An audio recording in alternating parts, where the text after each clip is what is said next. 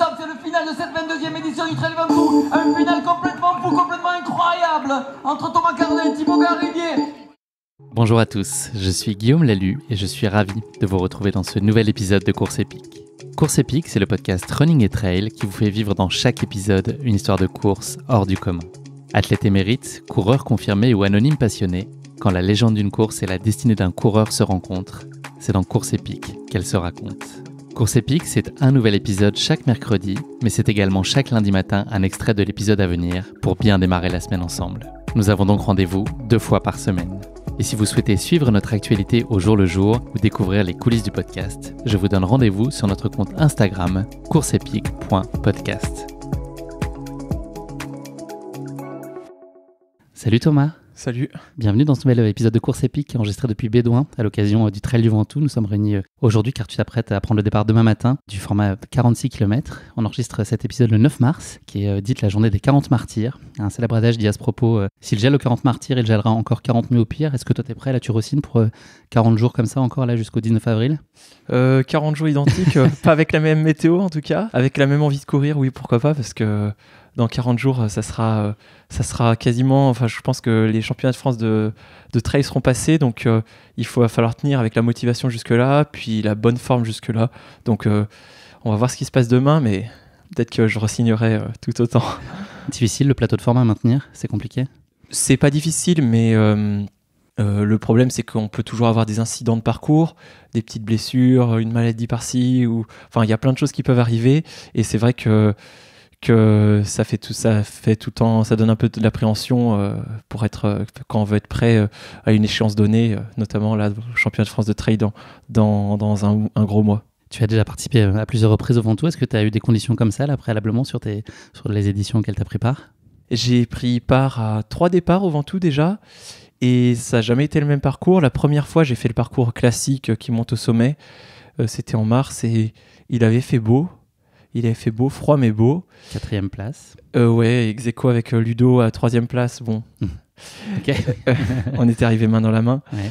Et ensuite, l'année d'après, je crois, ou 2 ans, l'année d'après, le Ventoux avait été annulé à cause du Covid, et puis l'année suivante, j'avais refait le Ventoux, et là sur un parcours différent puisqu'il avait lieu en juin, Ouais. et on avait pu passer au sommet, et on était passé sur le côté est de la montagne qui n'est pas accessible en hiver. Donc 2e fois, c'était ma première victoire. Et puis il y a 2 ans, en 2022, c'était la course de sélection au championnat d'Europe de trail, et où aussi j'avais gagné. Et c'était le parcours de repli parce que les conditions étaient très mauvaises. Et donc le parcours de repli, c'est celui qu'on va faire demain. Donc je me sens un peu en terrain connu. Ça te bouscule psychologiquement là quand tu sais que les conditions vont être moyennes ou que le parcours de repli, ou c'est une information comme une autre et tu l'assimiles? Ça me touche très peu en fait, parce que c'est vrai qu'on fait un sport dans lequel on s'entraîne beaucoup dans des conditions, enfin on s'entraîne toujours en conditions réelles, et c'est vrai que moi il n'y a jamais un entraînement, que je bâche jamais un entraînement parce qu'il fait mauvais. Donc demain ça me fait pas du tout peur, et même j'aime bien les conditions difficiles. Plus la course est difficile, c'est-à-dire qu'elle est difficile pour tout le monde, et dans ces cas-là j'ai l'impression de pouvoir tirer encore plus mon épingle du jeu. Thomas, on va commencer cet épisode avec une présentation. Je vais te demander de faire ce boulot-là. Je vais t'imposer une contrainte. À ce stade, tu n'as pas le droit de me parler de sport. Donc qu'est-ce qu'on peut savoir de Thomas Cardin sans parler de sport? Ça va être compliqué parce que le sport c'est important dans ma vie, pas seulement la course à pied. Attends, t'as une famille, t'as un Oui, boulot, t'as plein de choses. du coup, moi j'ai 29 ans, voilà, originaire de Grenoble. J'ai fait des études classiques comme tout le monde. À Paris. Je suis allé à Paris pendant 4 ans pour mes études. Je suis titulaire d'un master en droit. Voilà, et puis après mon master, je me suis réorienté pour devenir professeur des écoles. Cette réorientation, c'est un peu un lien avec le sport parce que je voulais à ce moment-là courir. Voilà, donc aujourd'hui, l'idée c'était d'avoir un peu plus de temps. Aujourd'hui, du coup, ça fait 6 ans que je suis professeur des écoles. Je suis surtout enseigné en maternelle. Cette année, je suis professeur dans une classe de moyenne et grande section. Voilà, je suis marié et j'ai une petite fille qui a 1 an et demi. Et désormais, j'habite à Chambéry. Et du coup, voilà, je partage ma vie entre la vie de famille, la vie professionnelle et puis le sport qui me prend beaucoup de temps. mais on n'a pas le droit d'en parler. On n'a pas le droit d'en parler, absolument. Voilà. Et là, j'ouvre les vannes. Là, on peut en parler, ça y est. T'as pas commencé par la course à pied, c'est la natation notamment qui était très, très présente. Quel rapport toi t'entretenais à la natation et puis à quel moment la course à pied, elle a trouvé place dans sa vie finalement tardivement?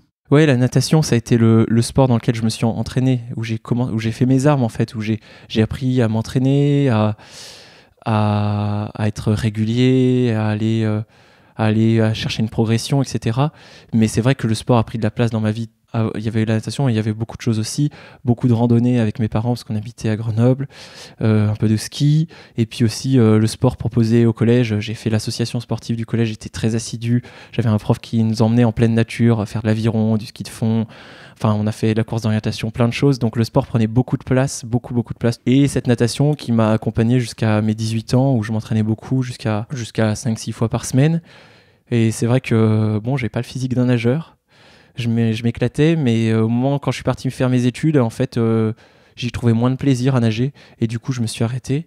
Pendant quelques années, j'ai un peu moins fait de sport pendant mes études. Et puis, j'ai repris vers mes 20 ans. J'ai repris par la course à pied où j'avais toujours une attirance pour ce sport-là. Et puis, depuis, ça m'a plus du tout lâché. Je m'y consacre vraiment beaucoup. La discipline, ça a été un sujet pour toi ou tu as toujours été très discipliné, très engagé dans tes pratiques, même déjà très jeune? En natation, on n'avait pas trop le choix de la discipline. Hein. Et ça t'allait bien? C'est plutôt, on n'avait pas forcément besoin de réfléchir, on appliquait ce que disait le coach et puis c'était tout. Je détestais pas. C'est assez agréable de poser le cerveau et de juste forcer. Et aujourd'hui, c'est ce que je fais par exemple dans mes entraînements. Quand le coach donne une séance, il ne s'agit pas de réfléchir à pourquoi tu l'as fait, il s'agit de bien la faire. Après, en amont ou en aval, tu peux réfléchir à si la séance était bien programmée et pourquoi elle était intéressante.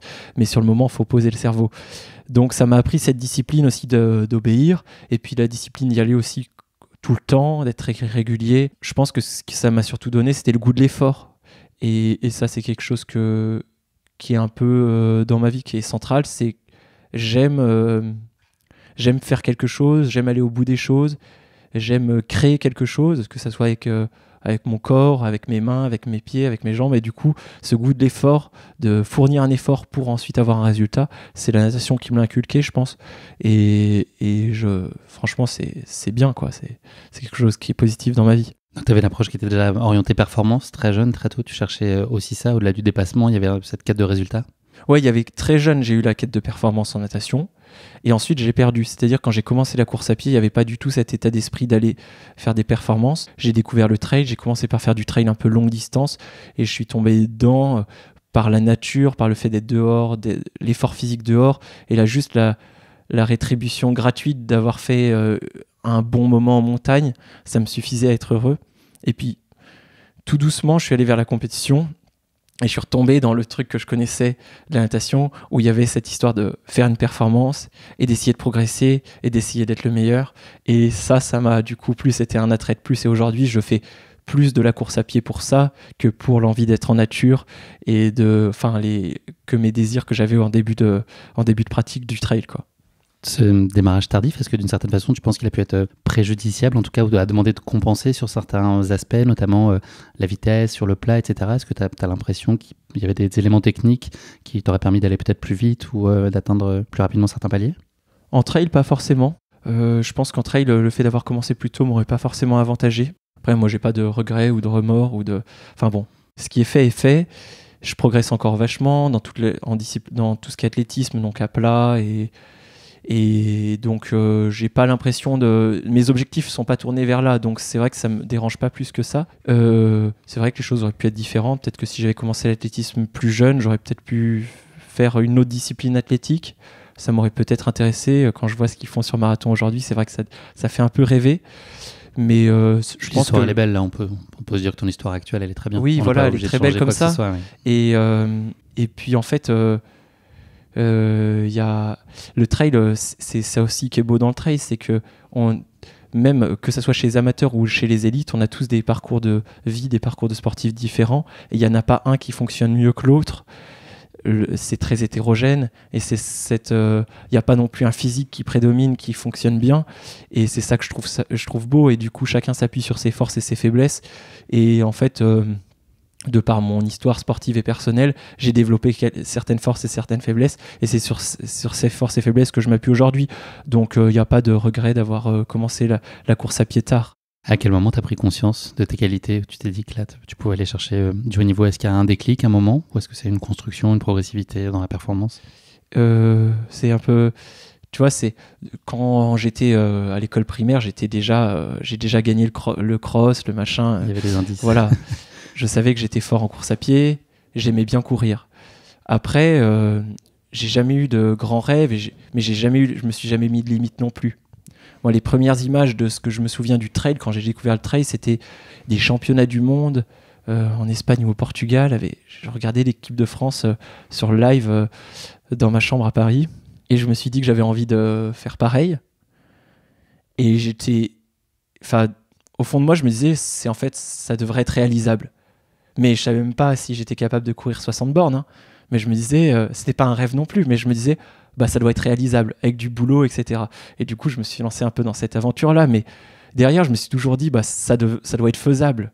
En fait, petit à petit, je pense que tout est faisable pour à peu près tout le monde est capable de faire des grandes choses, mais il faut juste trouver un objectif réalisable et y aller petit à petit et prendre son temps. Et voilà, donc il n'y a pas eu de déclic, les choses se font tout doucement. Je voudrais qu'on revienne sur une course qui a été particulière pour toi. C'est pas forcément peut-être la plus emblématique ou les performances les plus exposées, mais je t'ai entendu parler de ta 6e place au Trail de la Drôme en 2019. Est-ce que cette course elle a un sens particulier pour toi? Est-ce que tu peux nous expliquer pour quelles raisons? Bon, je t'ai dit qu'il n'y avait pas de déclic, mais c'est vrai que cette course, elle a marqué ma vie de sportif. J'ai commencé le sport sans coach, la trail sans coach. Je faisais un peu à la passion. Et quand tu fais à la passion, souvent t'en fais trop. Donc je me suis blessé après 3 années de pratique du trail, alors que j'avais une volonté de faire du haut niveau. Je me suis blessé, je me suis fait une fracture de fatigue à la hanche, et ça a mis près de 9 mois. J'ai mis près de 9 mois à recourir, à avoir des bonnes sensations. Et à ce moment-là, c'est là où ça a été pour moi, dans ma vie de sportif, le moment le plus dur. C'est le moment où tu te poses des questions, parce que ce que tu fais, ce que tu aimes faire, t'a blessé, te fait souffrir. Et donc ce que tu aimes faire, ça te procure plus de... Et t'es malheureux, quoi. Et t'es malheureux parce que t'as fait trop ce que tu aimais faire. Enfin, t'es allé tellement au bout des choses, au bout de ta passion, que tu en es devenu malheureux. Ça devient destructeur. Ouais, ça devient destructeur. Et du coup, pendant cette période de blessure, j'avais pas encore fait beaucoup de... Enfin, j'avais fait du trail, j'avais fait des belles places sur des courses et tout. Et je me suis même demandé si j'allais pas arrêter le trail. Parce que ça me rendait trop malheureux d'être blessé. Comment tu as réussi à inverser ça? Après, tout doucement, les choses se sont passées. Et puis, surtout, c'est là où j'ai rencontré mon coach, Philippe Propage. Et c'est lui qui a pris en main ma réathlétisation et mon entraînement. Et depuis, c'est toujours lui. Et c'est vrai qu'à ce moment-là, on s'est préparé pour le Trail de Rome. Et j'ai repris à courir 7 semaines avant le Trail de Rome en 2019. Et c'est vrai que c'était la course de sélection pour les championnats du monde qui se passait au Portugal, je crois. En Italie, peut-être cette fois. Bon. Et championnat du monde. Donc il y avait tout le plateau élite français. Et je suis parti la fleur au fusil. Et c'est vrai que j'attendais rien de cette course. Je voulais juste m'éclater. Et à la fin, je fais 6e et donc premier non sélectionné. Et ça pourrait être une déception, mais ça n'était pas une en fait. Ouais. Et en fait, ça a été une immense joie. C'est peut-être les émotions les plus fortes que j'ai eues pendant les derniers kilomètres d'une course.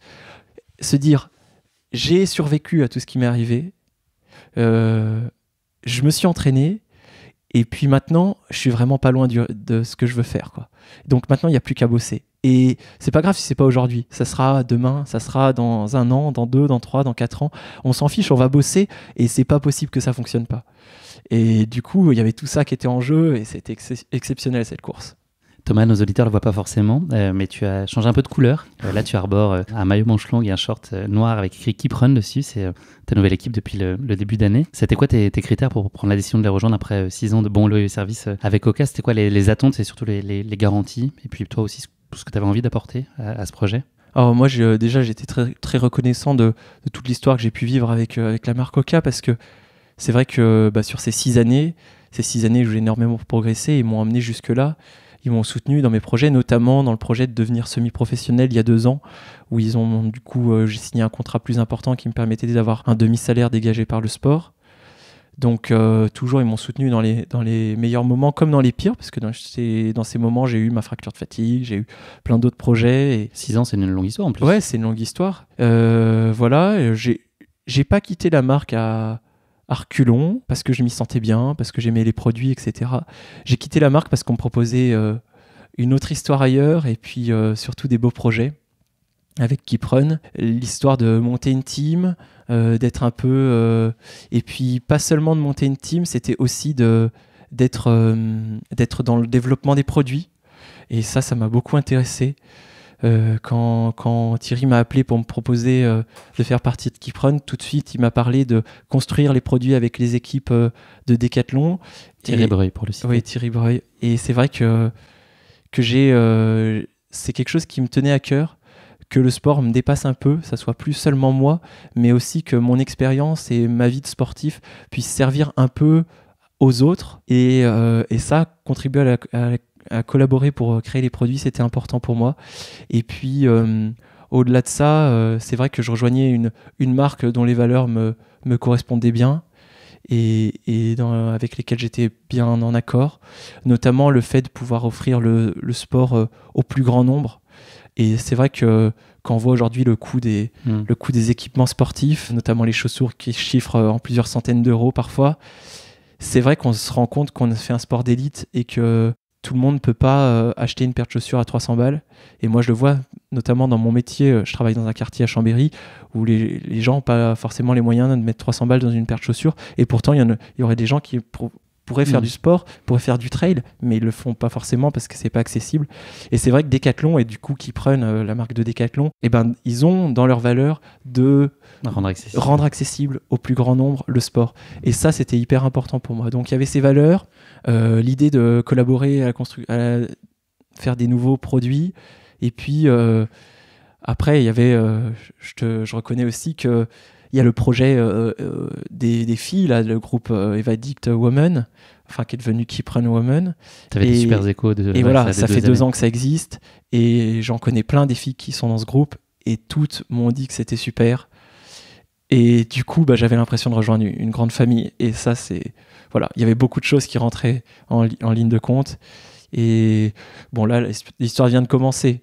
Donc, j'ai pas encore vécu de belles choses pas encore vécu de très belles choses avec KeepRun, mais l'accueil qui m'a été fait était excellent et ça a vraiment conforté tous les points que je viens de te dire. J'ai déjà pu discuter avec des gens très, très intéressants, très compétents pour les produits. J'ai vraiment eu l'impression de rejoindre une famille, donc c'était top.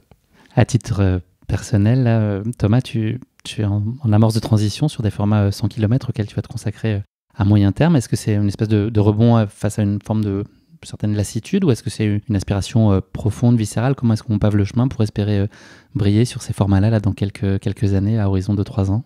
Ouais, l'idée, il y avait une forme de lassitude du format à 40 bornes. Alors, je te dis ça, mais demain, je cours 46 bornes. Et t'es débordant d'envie. Ouais. Non, mais l'idée, c'est que j'ai vécu une année 2023 assez compliquée où j'ai pas réussi à être très performant sur les courses objectifs. Et c'était des formats 40 bornes. Et notamment, au niveau psychologique, ça a été compliqué à chacune de ces courses où j'étais dans une spirale un peu négative. Et du coup, j'avais besoin de passer à autre chose. Donc là, le projet, c'est de découvrir le format 100 km pour les 2-3 prochaines années. Parce que je pense que c'est le temps qu'il me faut pour être performant.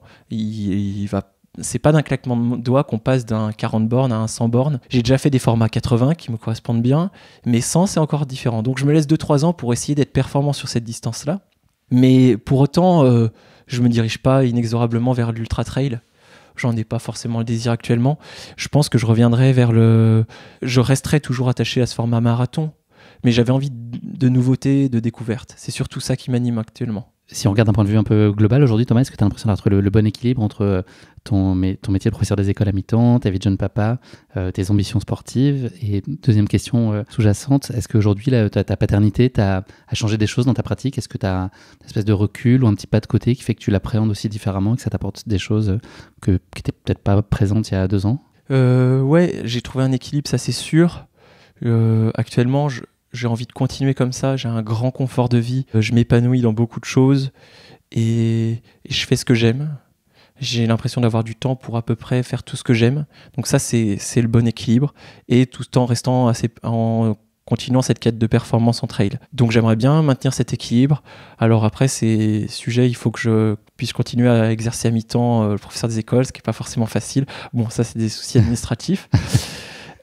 Et au niveau de ma paternité, c'est sûr qu'aujourd'hui, j'imagine plus ma vie sans ma fille. Et c'est vrai que ça rajoute des contraintes. Dans une course, tu peux penser à elle, par exemple, parce que ça peut te porter, donner de l'élan. Non, moi dans mes courses, je pense pas. T'es très analytique, très concentré sur tes sensations. Il n'y a pas de passion, il n'y a pas d'évasion dans ma course. Il y a trop de concentration, trop de douleur peut-être à certains moments, ou trop de... Oui, il y a vraiment... Et dans le mal, justement, tu vas pas chercher ça? Non, c'est justement ces trucs qui peuvent te réchauffer le cœur. Non, mais je dirais que c'est plus dans... Alors, au niveau de la course à pied, ça m'apporte pas grand-chose. Mais c'est plus dans la joie que ça m'apporte dans les moments d'à côté de la course à pied que ça me fait du bien. Tu vois, je me sens mieux dans ma peau, je me sens bien dans ma peau, disons, et je me sens heureux dans plein d'à côté de la course à pied, plein de choses à côté de la course à pied, et du coup, je pense que ça me fait courir mieux. Mais au niveau de la course à pied, c'est pas plus facile. Je veux dire, c'est même plus compliqué parce que ça réduit les temps de récup, ça réduit... les nuits sont plus compliquées. Voilà, pas seulement les nuits, les siestes, la récup c'est plus compliqué. Du coup, qui dit récup plus compliqué dit plus de fatigue et du coup dit des entraînements plus difficiles. Mais tout ce que ça m'apporte à côté, la joie, le partage, toute cette vie cette petite fille qui grandit devant moi, ça apporte tellement de joie que ça me transporte un peu dans tous les autres aspects de ma vie, que ce soit professionnel, du coup dans mon job de professeur des écoles ou dans la course à pied. Merci pour ces premiers échanges. Thomas, je te propose qu'on passe maintenant à notre rubrique du questionnaire de Proust. J'ai 3 questions hautement philosophiques à te proposer. Pas simple. La première d'entre elles, une erreur ou un imprévu qui t'a particulièrement fait avancer dans la vie? Eh ben, cette erreur, c'est le fait d'avoir succombé à la passion de la course à pied. Dans mes tout débuts, et j'en ai vraiment trop fait. J'ai couru un peu n'importe comment, et ça a conduit à une fracture de fatigue à la hanche en 2018, pardon, et avec un arrêt de la course à pied pendant près de 9 mois, et où je me suis posé beaucoup de questions, je te l'ai dit, et c'est vrai que voilà, ça a été vraiment il y a eu un avant et il y a eu un après cette fracture de fatigue. Et ce rebond entre elles de la Drôme, effectivement, dont tu nous as parlé. Ton souvenir d'enfance le plus précieux? Alors, j'ai pas beaucoup de souvenirs d'enfance. Je perds la mémoire. Moi, j'en ai très peu aussi, j'ai du mal. J'ai du mal à me souvenir, mais j'ai passé vraiment j'ai une grande famille, et c'est vrai qu'on a passé vraiment des super moments en famille au cours de mon enfance. J'ai des souvenirs de sport en famille, on a fait du vélo, on a marché, on était tous ensemble, et ça c'est quelque chose qui m'a beaucoup marqué et que j'aimerais offrir aussi à ma fille et à mes enfants si j'en ai d'autres. Voilà, donc c'est quelque chose qui est important comme souvenir d'enfance. L'émotion la plus difficile à gérer? Et c'est pas vraiment une émotion, vraiment le truc que j'ai du mal à gérer, c'est la faim. Okay. Quand j'ai faim, tu deviens irascible? T'es colère? Extrêmement irascible, susceptible, tous les je perds le contrôle, quoi. Et tu t'en rends compte? Et je m'en rends compte. Et donc tu culpabilises? C'est un cercle vicieux. Okay. C'est vraiment dur. C'est une forme d'hypoglycémie où on tombe pas par terre mais où on s'énerve vite. Et ce qui est compliqué, c'est que ça m'arrive peu en société, c'est-à-dire que quand je suis avec des gens que je connais pas trop, ça, j'arrive à gérer, mais qu'avec mes proches, c'est plus souvent. Et de par le sport, ça arrive souvent que que j'ai faim. Okay. Au moins tu sais, tu as identifié le problème. Merci beaucoup Thomas. On va passer maintenant à la question qui pique. Donc c'est un format de question un peu déconne, forcément tiré par les cheveux. Donc voilà, avec le Mont Ventoux, il y a de quoi faire. Je vais partager avec toi 3 affirmations autour du Ventoux. Il va falloir que tu me dises si c'est vrai ou faux. Le fond de la question, c'est savoir si on vend de tout ou pas. En gros, est-ce que tout se vend ou pas? Donc vrai ou faux? La première de ces 3 questions, l'air d'un concert de Kanye West. Est-ce qu'on a vendu déjà de l'air d'un concert de Kanye West? Moi, j'en suis sûr. Ouais. C'est triste. Mais effectivement, des sacs d'air qui ont été prélevés lors d'un de ces concerts ont été proposés à la vente sur une plateforme d'enchères en ligne. Voilà, soulignons l'obsession des fans pour tout ce qui touche à leurs idoles. On leur a constaté et déploré, je pense. Oui, l'eau du bain, les ongles. Bon. Ah, les ongles, je savais pas. Ouais, je pense qu'on peut tout vendre. Hein. La peau des ampoules, ça pourrait être pas mal, ça, pour le trail running. Oui, mais bon, je m'abaisse pas genre de... Non, ça te ressemble pas, effectivement. De la poussière de lune, est-ce que ça se vend ou pas? Je suis pas sûr. Ou alors pour des collectionneurs, mais je pense que c'est plutôt des trucs scientifiques. Exactement. Alors oui, c'est absolument vrai, et c'est juste qu'effectivement on n'a pas le droit. Oui. Il y a eu le cas avec des échantillons qui ont été ramenés des missions Apollo qui ont été vendus, bien qu'effectivement la légalité de ces ventes puisse être complexe parce qu'il y a des traités internationaux sur les objets spatiaux. Bref, pas de chance, j'ai une formation de juriste, alors la vente, je connais. Franchement. Et puis en plus, mon petit doigt me dit que tu vas tout à fait trouver la troisième affirmation. Attention, je peux me tromper. Ouais, je pense que là tu vas y aller tout droit. Des poils de moustache de Zach Miller. Je pense que ça pourrait se vendre, mais voilà, je connais pas Zach, mais je pense que ça lui ressemble pas. Je pense pas. Alors je l'ai imaginé dans mon cerveau, donc à moins que Zach ait eu cette idée-là un peu saugrenue. Oui. Dans l'absolu, il est fantasque, donc pourquoi pas. Mais je suis pas certain. Ou alors pour une bonne œuvre. Ouais, effectivement. Voilà. Ouais, exactement. Bravo Thomas, 3 sur 3. Alors je t'ai fait grâce quand même. Il y en avait une que j'avais trouvée qui était assez flippante. C'est des gens qui ont acheté une valise en Nouvelle-Zélande aux enchères. Et dans la valise, ils ont trouvé des membres humains. Voilà, c'est fabuleux. Donc, on vend vraiment de tout. Voilà. On aura bien une confirmation. On vend tout, exactement. Ce questionnaire se solde par un bilan très positif, Thomas. Voilà, si tu restes un peu de cash, je te propose qu'on passe maintenant à ta course épique à venir, le Trail du Ventoux. On l'a dit en préambule de cet épisode, tu es déjà venu et tu as déjà brillé ici 3 années, en 2020, 2021, 2022. Quel lien tu entretiens avec cette course? Est-ce que tu as un affect particulier avec elle? Ou est-ce que elle se place bien dans la saison à chaque fois? C'est une bonne façon de l'amorcer, de se tester un peu, voir où on en est? C'est une course qui est importante. Pour moi, c'est la course qui initie le début de saison de trail en France. En tout cas, le trail au niveau élite, c'est la course sur laquelle se rejoignent les coureurs les plus investis depuis de très nombreuses années. C'est aussi une course que j'ai découvert bien avant que je sois performant et où j'ai vu des grands noms briller. Du coup, elle m'a vraiment attiré dès le départ. Et ensuite, c'est une course sur laquelle j'ai eu que des bonnes expériences. Alors c'est vrai que revenir courir à un endroit où tu as eu que des bonnes émotions et que des bonnes sensations, ça fait toujours plaisir, quoi. C'est associé à des bons souvenirs. Est-ce que là je te trouve dans des bonnes dispositions? Comment s'est passé ton hiver? Là tu as été notamment un peu sur le terrain du cross avec un titre de champion des Alpes. Est-ce que tu as le sentiment là d'arriver dans des dispositions qui sont quasi optimales avec donc à la fois le Ventoux et puis en ligne de mire le trail de la Drôme là, le 7 avril? Ouais, ma saison s'est arrêtée à la Saint-Élion l'année dernière en décembre, et puis après j'ai pris 3 semaines sur une belle victoire, ouais, pour nos auditeurs qui ne le sauraient pas. Sur une 3 semaines de coupure, et puis j'ai repris tranquillement fin décembre, début janvier, pour en effet préparer un premier cross. Ça s'est bien passé, et puis là, j'en ai pas trop fait, j'ai fait comme il faut, régulièrement, comme d'habitude. Tu croises ou pas? Avec d'autres disciplines? Ouais, un peu le vélo, un peu le ski de fond. Voilà, ça dépend. Raisonnablement? Très raisonnablement, à raison d'1 ou 2 fois par semaine. Après, je fais tous mes déplacements quotidiens en vélo, donc moi je considère que c'est de l'entraînement croisé finalement. Mais du coup, oui, le début de saison s'est bien passé, et puis je suis dans des bonnes dispositions aujourd'hui. Il ne faut pas se tromper. Vraiment, l'enjeu de la course de demain, c'est de ne pas se tromper d'objectif, parce que voilà, il faut pas griller des cartouches les cartouches qui seront importantes dans un mois aux France de Trail. Donc demain, ça va être une course, il va falloir être dans une course de la sagesse plus qu'une course de la passion, parce que voilà, ça sert à rien d'y laisser des plumes. Tu sais faire ça? Être sur la retenue un petit peu et pas envoyer complètement, ou c'est difficile, c'est contre nature? Je pense que on verra demain, mais le problème c'est que quand t'es devant, même si t'es pas en tête, quand t'es devant en tête, c'est dur de pas lâcher les chevaux, parce qu'il y a l'euphorie. Quand t'es derrière, c'est dur de pas accélérer, parce que t'as envie, c'est le jeu, quoi. Il faut gagner. Mais non, je compte sur les conditions météo compliquées pour que la course soit pas trop rapide. Et puis non, mais il va falloir être attentif et surtout pas se blesser, en fait. C'est être très concentré, pas faire de chute, bien manger, bien boire, et pas pour qu'il y ait le moins de traces possible lundi après la course, pouvoir reprendre l'entraînement rapidement et sans qu'il y ait de bobo, quoi. On l'entend entre les lignes, la place de l'équipe de France, elle est assez centrale aujourd'hui. C'est vraiment au cœur de ton projet aussi d'accomplissement dans ta pratique. C'est pas un complément ou un bonus, c'est vraiment assez central dans les objectifs que tu te fixes dans l'année. Je sais que ça compte aussi beaucoup pour toi sur un côté collectif, en fait, ça t'apporte cette dimension-là qui est essentielle. Il y a plusieurs aspects qui m'intéressent dans l'équipe de France. De un, c'est un rêve de gamin. Porter le maillot de l'équipe de France, je le souhaite à tout le monde. Hein. C'est vraiment quelque chose qui... le sport, comme ce que je te disais tout à l'heure, le sport, ça te dépasse un peu.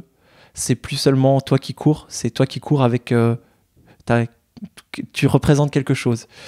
Donc ça, je cherche. J'aime le collectif France qui est composé de plein d'individualités super et avec qui j'ai vécu des beaux moments et que j'aimerais retrouver. Et il y a aussi un de mes rêves sportifs qui est de faire de faire un titre en grand championnat d'Europe ou championnat du monde. C'est ça que je vise depuis de nombreuses années et c'est pour ça que je travaille. Et enfin, il y a le fait que pouvoir porter le maillot français et rejoindre l'équipe de France, ça me permet d'avoir ça a des répercussions sur mon boulot de professeur d'école. Ça me permet par exemple d'exercer à mi-temps. C'est parce que je suis reconnu, je suis dans l'équipe de France que je suis reconnu sportif de haut niveau par la Fédération française. C'est pour ça que j'ai le droit d'avoir un mi-temps en tant que professeur des écoles et du coup ça participe à mon équipe de vie. Donc c'est vrai que c'est quelque chose qui, si je veux continuer à faire du haut niveau, est assez important dans ma pratique. J'en reviens avant tout là pour demain. Est-ce que tu as pour habitude de regarder la start list et de mettre un peu le nez dans les concurrents et les forces en présence, ou est-ce que tu avais entendu évoquer cette notion-là d'intrinsèque? Est-ce que l'objet, c'est d'abord de te concentrer sur toi, ce que tu vas délivrer, ta stratégie de course, ta nutrition, ce que tu maîtrises comme paramètre, ou est-ce que tu as quand même une analyse assez pointue de qui va être sur la ligne de départ et comment peut se jouer la course au fonction des profils en face de toi? Non, je réfléchis pas trop en fait. Surtout là sur ce parcours-là que je connais très bien.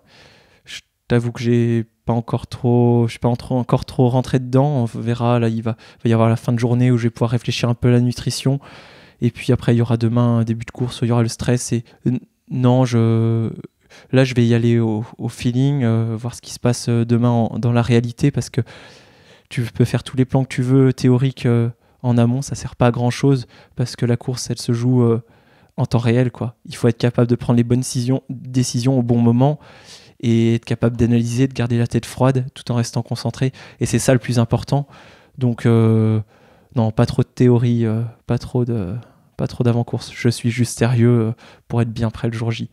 T'es venu avec qui là? Il y aurait qui autour de toi? J'ai aperçu Philippe là tout à l'heure sur le village. Il va être présent aussi sur les sentiers. Oui, il y a mon épouse et Philippe qui vont me suivre, me faire les ravitaux. C'est l'équipe de choc. Avec eux, ça fonctionne souvent quand même. Thomas, le but du jeu là, c'est de valider quoi ici? Ta course, elle sera réussie, c'est quoi? Qu'est-ce que tu satisfera demain quand on se reverra? J'ai pas réfléchi à ça, c'est une bonne question.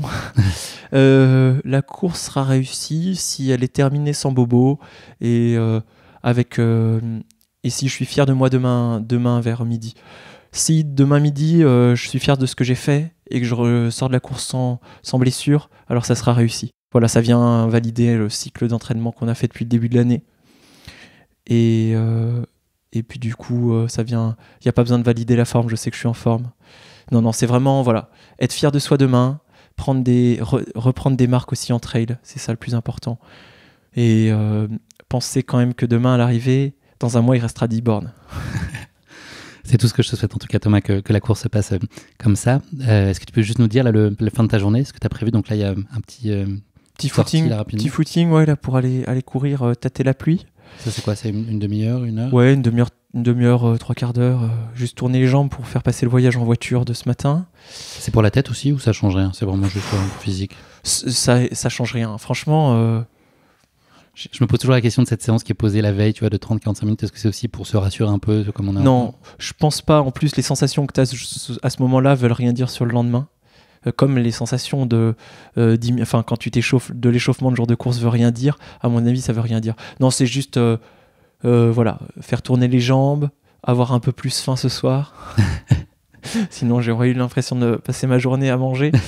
Voilà, non mais et puis après revoir Philippe et Anne-Claire, mon épouse, pour voir la stratégie au ravito. Puis après au lit à quelle heure? Je sais pas, on verra quand je serai fait. De toute façon, demain, ça part tard, donc ça part à 8h, donc il y a amplement le temps. Ouais. Non, pas plus de programme que ça. Si, il faut que je vois Thibaut Garivier pareil pour les ravitaux, parce que c'est mon épouse qui fera les ravitaux, donc il faut qu'on se croise, sympa, c'est tout. Bon esprit. Ouais, mais bon. Il en aura tout autant besoin que moi demain au ravito, donc Donc voilà, et puis comme c'est un copain, c'est... Bah oui, bonne course à Thibaut aussi, on lui souhaite. Ouais, exactement. Merci Thomas, je te souhaite d'avoir les yeux aussi humides d'émotion à l'arrivée demain que cette grandiose météo qui s'annonce. Merci d'avoir trouvé le temps, en tout cas c'est pas forcément des moments évidents la veille d'une course, donc je te remercie. Et puis on se donne rendez-vous là dans 24 heures. Ça va être un petit claquement de doigts et pour nos auditeurs, mais 24 heures se seront écoulées. Et puis voilà, j'espère que tu auras trouvé ce que tu es venu chercher ici, je te le souhaite de tout cœur en tout cas. À demain. À demain. Le final de cette 22e édition. Oh là là, le sprint, il est lancé de loin. Il est lancé de loin. Thomas Cardet en tête. Thomas Cardet, il est là pour la phase de 3. C'est là, innovation s'il vous plaît. Il est là. Incroyable, Thomas Cardet, Thomas qui brasse, qui a tout donné, qui s'effondre.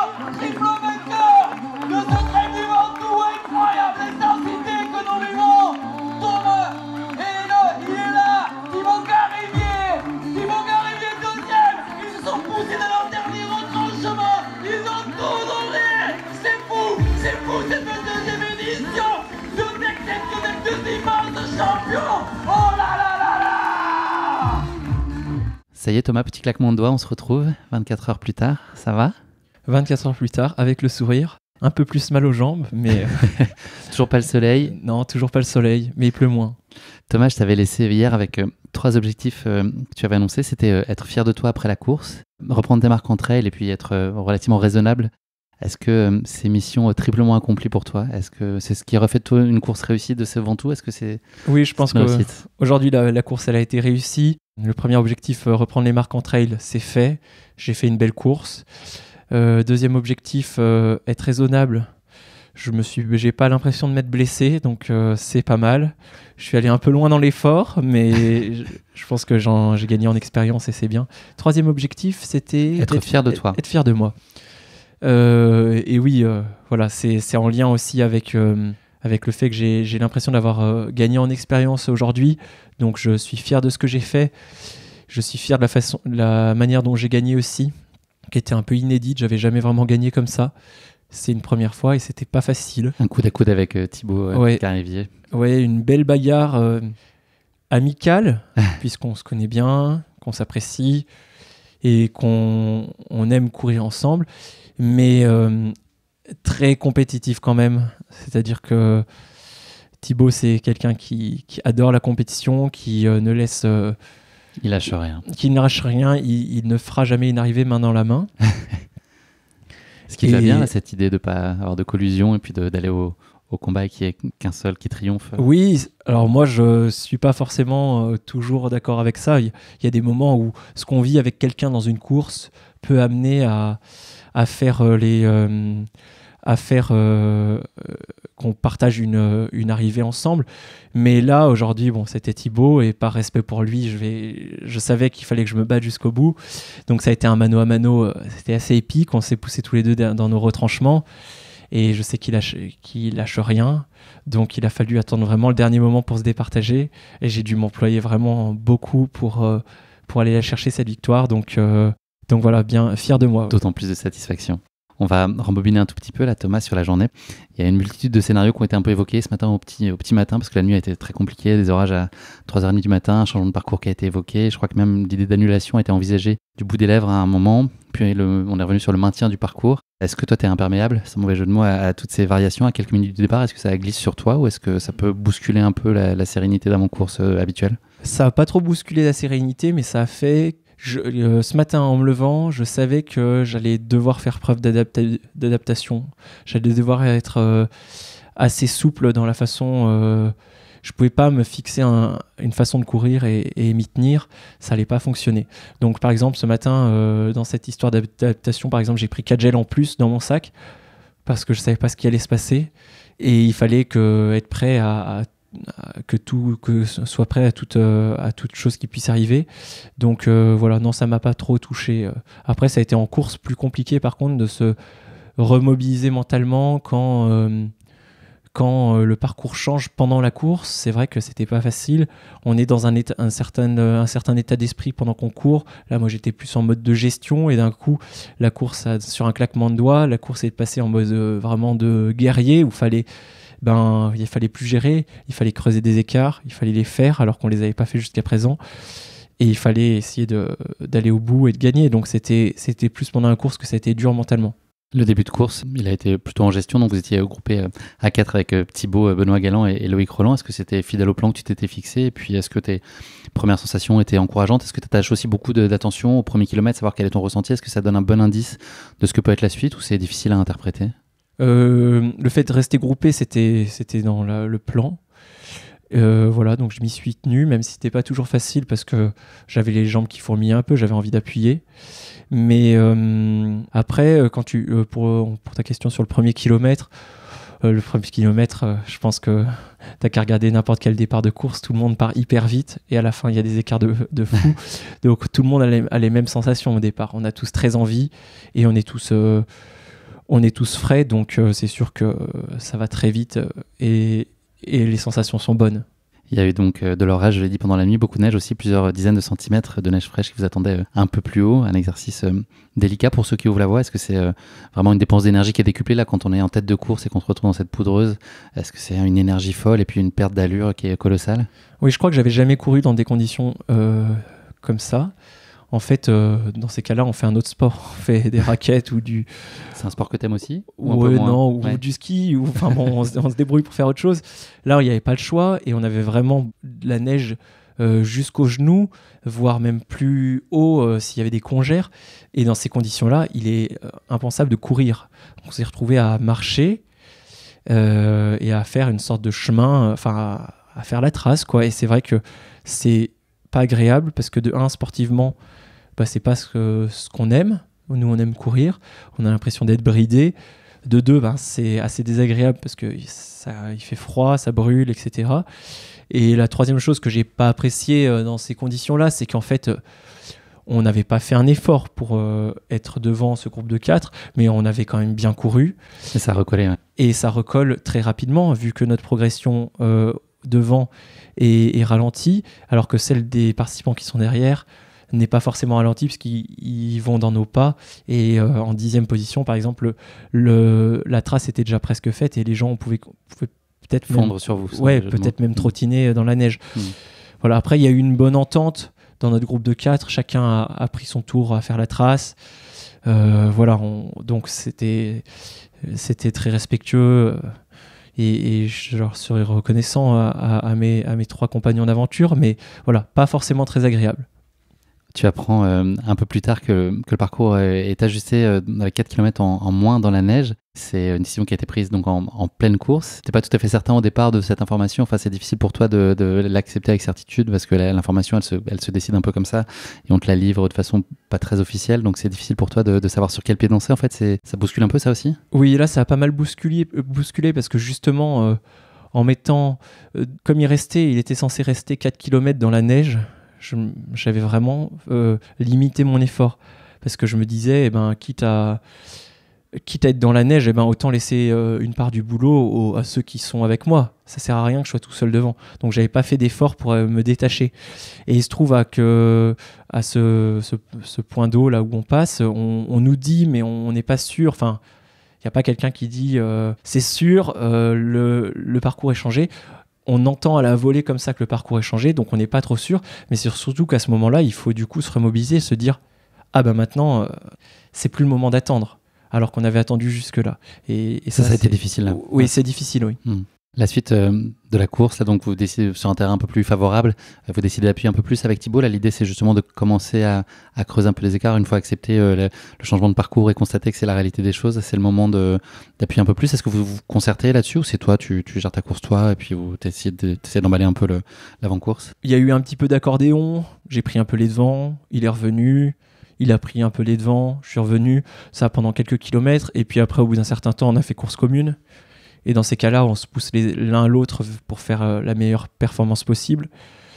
Voilà, après, c'était un beau combat. C'était vraiment, vraiment intéressant.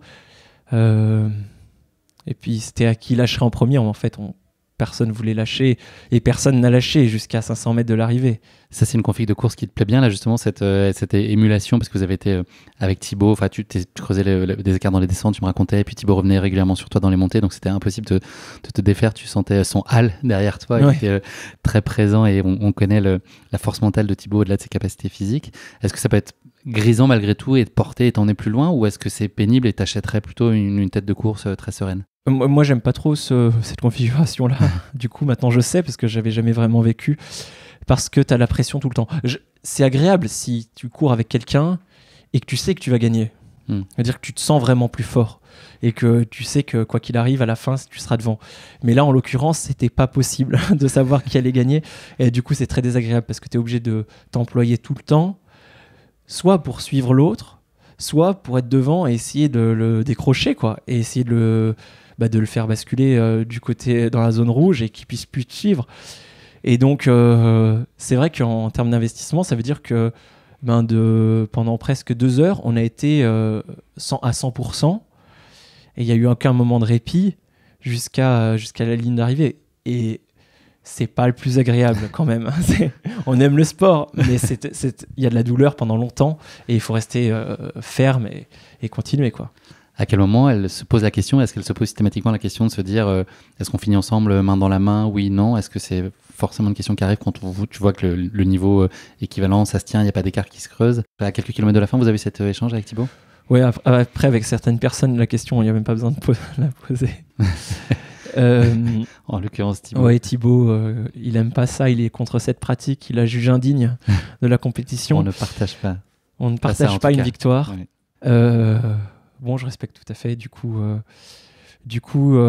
oui, quelques kilomètres avant, quand même, j'ai voulu m'en assurer parce que ça aurait changé quand même les derniers kilomètres, qui auraient été beaucoup plus agréables puisqu'on avait une belle avance. On aurait pu finir tranquillement si on avait fini main dans la main. Ben là, non. Donc, voilà. Il y a une des particularités de la fin de course qui est une espèce de petite butte qui est vraiment les dernières centaines de mètres.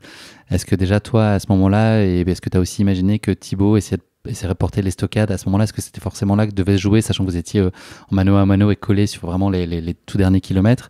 Est-ce que c'était cette butte-là qui allait forcément faire la différence? Ou est-ce que toi, en tout cas, c'est là que tu avais décidé de tenter le coup? Non, à vrai dire, j'avais essayé plusieurs fois avant, en descente et à plat, parce que je pense, meilleur que lui. Je cours plus vite. Mais en fait, je pense que j'ai été limité. Aujourd'hui, j'ai eu du mal à courir plus vite que ce que je faisais. Je pense que la neige m'a beaucoup fatigué musculairement et du coup, j'ai été un peu bridé dans ma vitesse. Donc, à chaque fois que j'ai essayé de le décrocher, il restait accroché derrière. Et donc, il n'y avait pas le choix. Il fallait faire dans cette dernière bosse.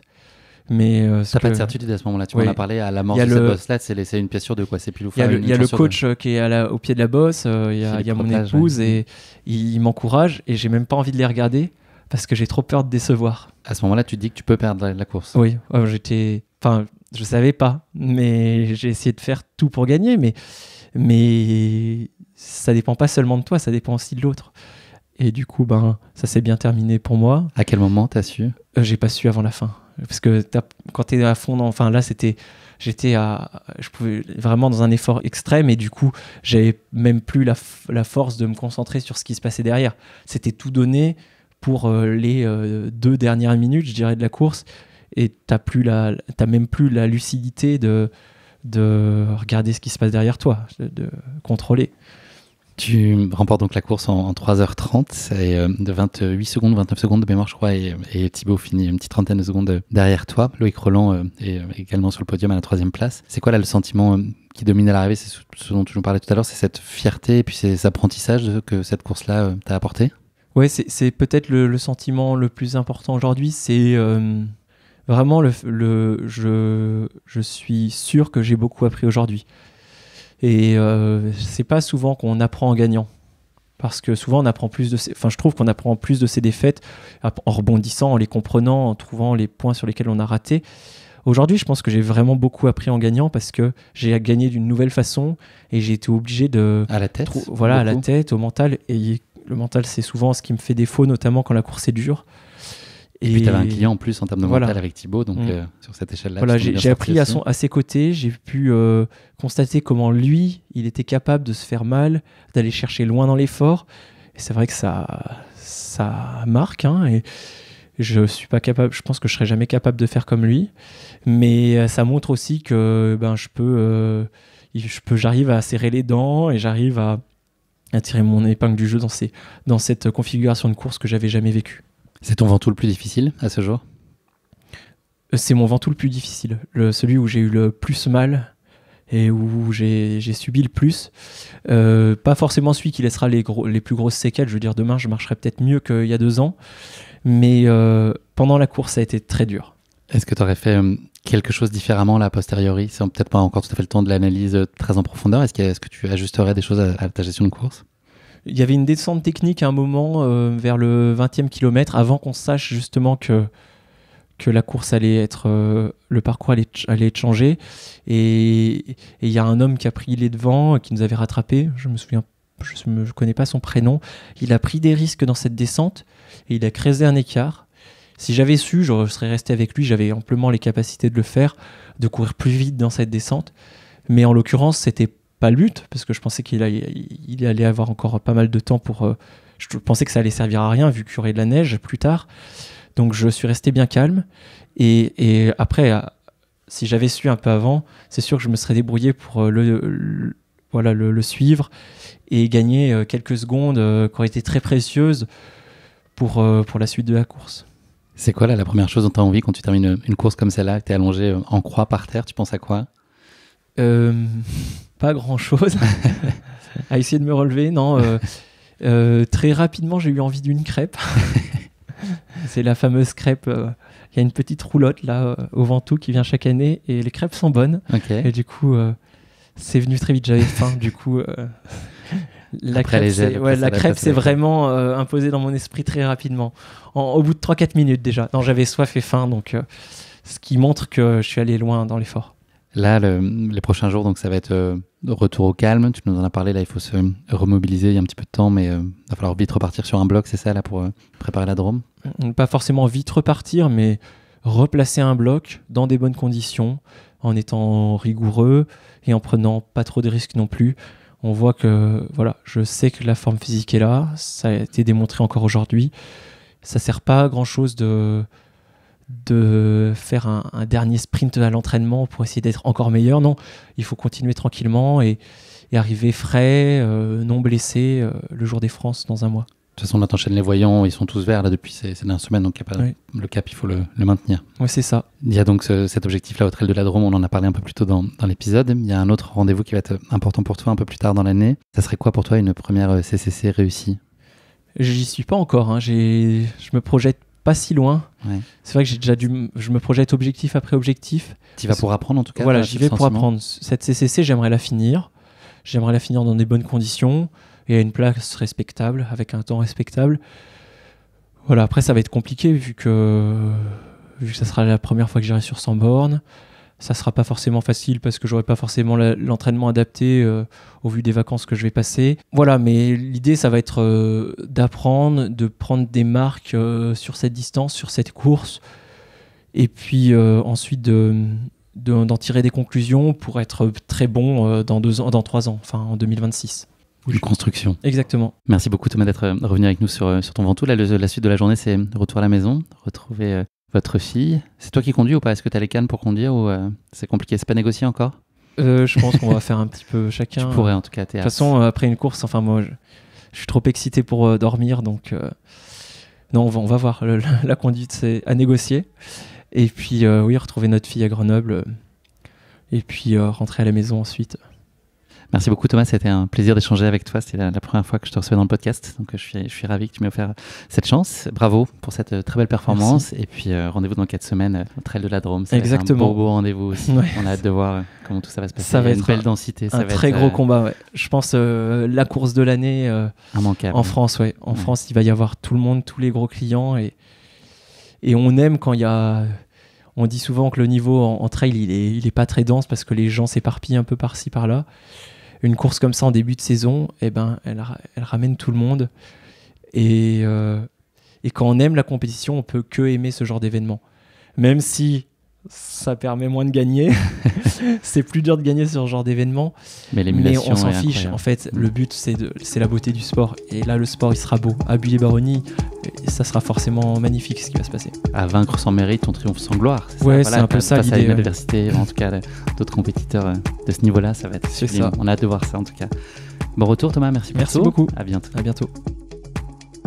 Merci d'avoir écouté cet épisode. Si vous l'avez écouté jusqu'ici, c'est qu'il vous a probablement plu. Alors n'hésitez pas à noter le podcast et rédiger un avis sur votre plateforme d'écoute favorite. C'est essentiel pour soutenir ce travail indépendant. Cela ne vous prendra que quelques secondes et ça change beaucoup de choses pour le podcast. Et pour être sûr de ne manquer aucune course épique à venir, n'oubliez pas de vous abonner sur votre plateforme d'écoute. Merci encore infiniment pour votre soutien, votre fidélité et vos chaleureux messages que je lis et auxquels je réponds avec un immense plaisir. S'il vous plaît, continuez. À très bientôt pour une nouvelle course épique, évidemment.